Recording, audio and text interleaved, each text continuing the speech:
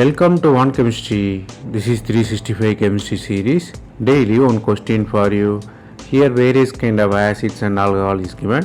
First one is nitrobenzoic acid, second one is methylbenzoic acid, third one is nitrophenol and fourth one is simple phenol. You have to arrange all four compounds by the acidity.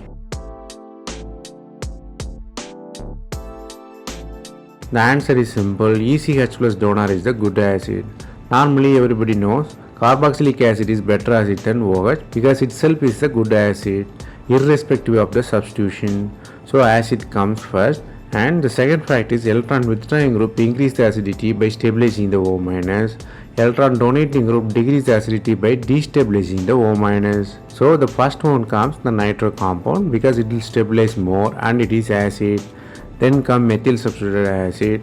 The third one will be nitrophenol.